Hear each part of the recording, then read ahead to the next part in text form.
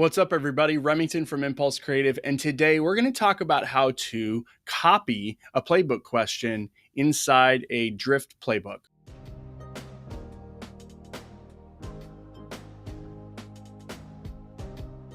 So there's a lot of different use cases for needing to do this. You could have a question that's very similar, for instance, asking for company name, or it could be asking for the number of employees, where a lot of the routing and a lot of the qualification is going to drop off and go to qualifying a bot and then going to the next stage, or maybe even skipping a question.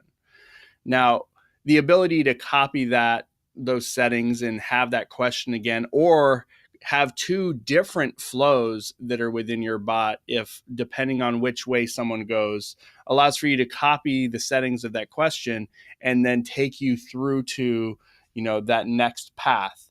So imagine that you've got a fork in the road, but you're going to ask the company name question on two different areas, or you're going to ask the number of employees in two different areas in your bot, depending on the direction.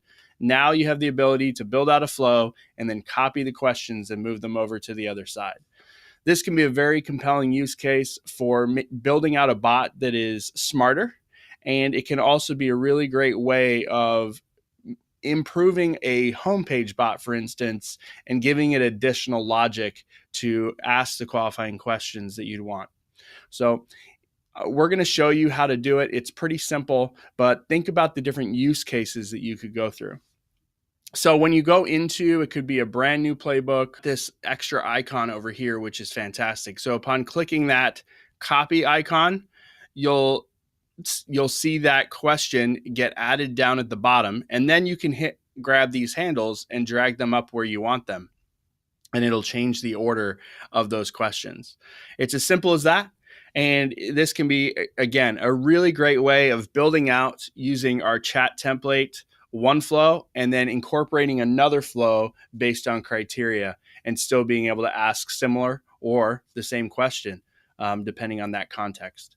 So let me know how you're using this feature. If you've used it yet, it's been quite helpful and saved quite a bit of time for my team. Hit me up on @RemingtonBeg on Twitter or in the comments below. I'd love to hear how you're using this, or if you have any questions about Drift. If you'd like to see other tutorials we've done, you can go ahead and you can do that right here. And if you would like to subscribe to our daily tutorials, you can go ahead and you can do that right here. Until next time, I'm Remington from Impulse Creative. Have a great day.